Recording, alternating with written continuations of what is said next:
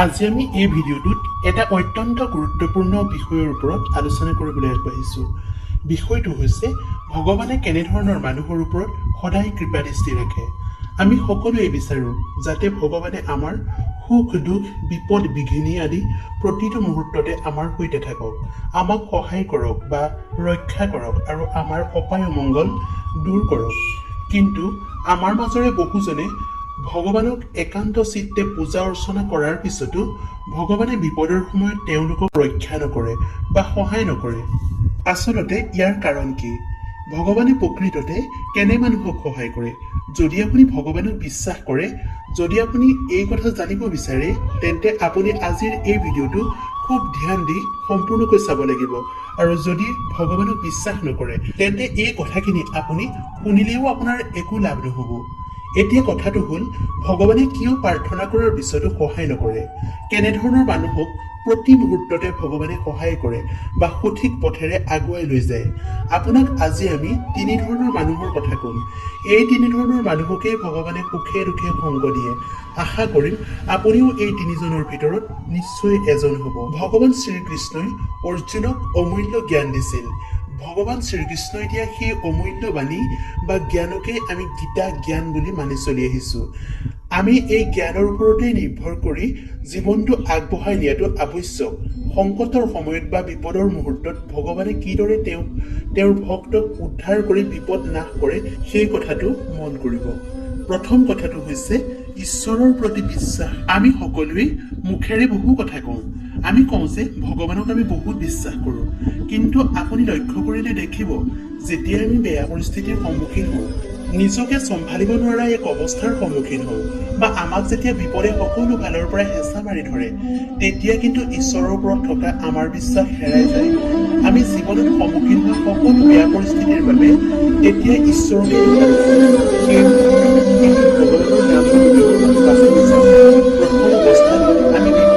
উদ্ধাৰ কৰিবলৈ কিছুদিন ভগৱানক প্ৰাৰ্থনা কৰিলেও যেতিয়া সেই বিপদ ক্ৰমাৎ বাঢ়ি গৈ থাকে, তেতিয়া ভগৱানৰ ওপৰত ভৰসা নাইকিয়া হয়, ভগৱানক প্ৰাৰ্থনা কৰিবলৈ মন নোযোৱা হয়।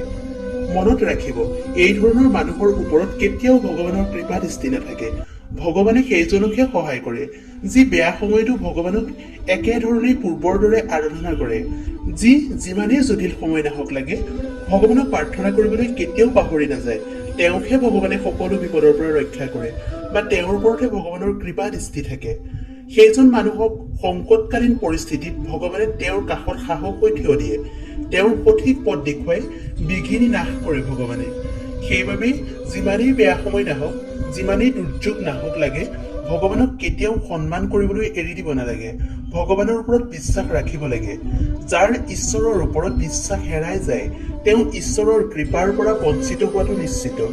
দ্বিতীয় কথাটো হৈছে সদায় ভগৱানৰ চৰণত শৰণ লৈ থাকিব লাগে। সৃষ্টিকৰ্তা, পালনকৰ্তা, বিনাশকৰ্তা আৰু স্ৰজনকৰ্তাৰ চৰণত আমি সদায় নিজকে অৰ্পণ কৰিব লাগে, কাৰণ ঈশ্বৰে আমাক সদায় ৰক্ষা কৰিছে। আজি আমি উশাহ লৈছো, আজি আমি কথা পাতিছো, সেয়া একমাত্ৰ ঈশ্বৰৰ ইচ্ছাতেই সম্ভৱ হৈছে। সেইবাবে আমি যদি সদায় নিজকে ভগৱানৰ চৰণত অৰ্পণ কৰো, তেতিয়া ঈশ্বৰে আমাৰ সকলো বিপদ, সকলো জটিল পৰিস্থিতিতে আমাক ৰক্ষা কৰিব। কিন্তু বহু সময়ত দেখা যায় আমি যেতিয়া বিপদত পৰোঁ তেতিয়াহে ঈশ্বৰক স্মৰণ কৰোঁ, আৰু যেতিয়াই আমাৰ সন্মুখলৈ ভাল সময় আহে তেতিয়াই ঈশ্বৰক প্ৰাৰ্থনা কৰিবলৈ পাহৰি যাওঁ।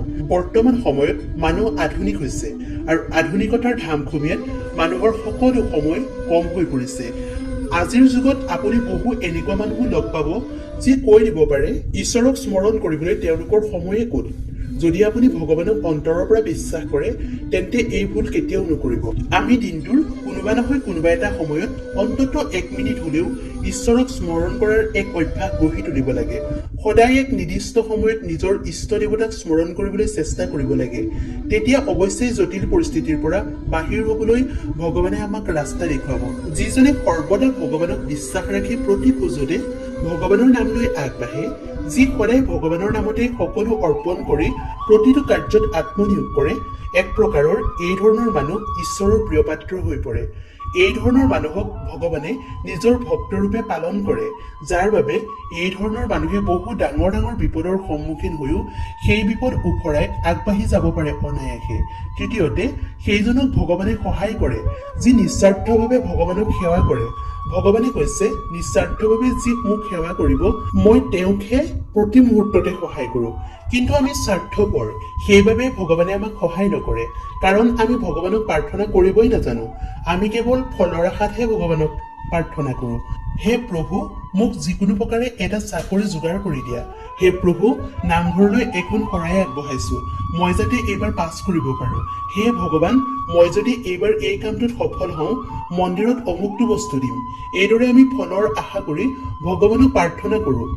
যেতিয়া সেই ফল আমি লাভ নকৰোঁ, তেতিয়াই আমি প্ৰতিশ্ৰুতি পাহৰি যাওঁ।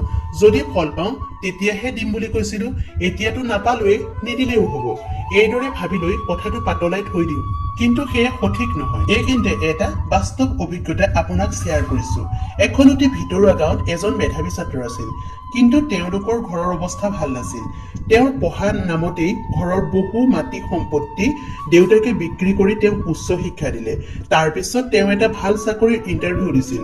তেতিয়া তেওঁৰ পিতৃ মাতৃয়ে নামঘৰত সেৱালৈ কৈছিল, আমাৰ ল'ৰাটোৰ যদি এইবাৰ চাকৰি হয় আমি নামঘৰত এখন ভাওনা দিম। মানে ৰাজহুৱাকৈ জেঠ মাহত যিদৰে গাঁৱৰ নামঘৰসমূহত ভাওনা সভা হয়, সেইদৰে তেওঁলোকে সম্পূৰ্ণ নিজা খৰচত ব্যক্তিগতভাৱে ভাওনা দিব। তাৰপিছত সেই ছাত্ৰজনৰ চাকৰি হ'ল। চাকৰি পোৱাৰ আনন্দত তেওঁলোকে গাঁৱৰ ডেকা বুঢ়াক মাতি ঘৰতে ভোজ ভাতো খুৱালে। চাকৰি পোৱাৰ পিছত সেই ল'ৰাটোৱে বিয়াও পাতিলে, কিন্তু বছৰৰ পিছত বছৰ বাগৰি গ'ল, তেওঁলোকৰ ভাওনাখনৰ কথা মনতেই নপৰিলে। গাঁৱৰ দুই এজনে সোঁৱৰাই দিলেও তেওঁলোকে সেই কথাটো আওকাণহে কৰিছিল। শেষত সেই চাকৰি কৰা ল'ৰাটোৰ জীৱনত বিভিন্ন ধৰণৰ ঘটনা ঘটিবলৈ আৰম্ভ হ'ল। বিয়াৰ পিছত পিতৃ মাতৃৰ প্ৰতি থকা দায়িত্বখিনি পালন কৰাটো দূৰৰে কথা, খবৰ এটা ল'বলৈও তাৰ সময় নাইকিয়া হ'ল। তাৰপিছততো বিভিন্ন ধৰণৰ সমস্যা মাজে মাজে হৈ থাকিল। চাকৰিৰ ক্ষেত্ৰতো তেওঁৰ বিভিন্ন সমস্যা হ'বলৈ ধৰিলে, তথাপিও ভাওনাখন দিবলৈ তেওঁৰ জ্ঞানে নধৰিলে। আপোনাক যাৰ কথা ক'লো তেওঁৰ নাম আপুনিও মাজে মাজে শুনিছিল। কুকীৰ্তিৰে তেওঁ বিভিন্ন সময়ত সংবাদ শিৰোনামা দখল কৰিছিল, কিন্তু তেওঁৰ পৰিচয় আপোনাক আমি দিয়াটো উচিত নহয়, সেইবাবেই দিয়া নাই। কাৰণ আমাৰ উদ্দেশ্য কাৰোবাৰ ব্যক্তিগত জীৱনত দখল দিয়া, কাৰোবাৰ সমাজত হেৰি প্ৰতিপন্ন কৰা নহয়। আমাৰ উদ্দেশ্য হৈছে যাতে আমি সকলোকে এটা সঠিক পথেৰে আগুৱাই লৈ যাব পাৰোঁ। আমি যাতে কথাখিনি ভালদৰে উপলব্ধি কৰিব পাৰোঁ, তাৰ বাবেহে এই ধৰণৰ উদাহৰণ আপোনাক দিছো। সেইবাবে আমি নিস্বাৰ্থভাৱে ভগৱানক সেৱা কৰাটো প্ৰয়োজন। আমি একো বিচাৰিবই নালাগে, মাত্ৰ নিজকে ভগৱানক সমৰ্পণ কৰিলেই ভগৱানে আমাক সঠিক পথেৰে আগুৱাই লৈ যাব।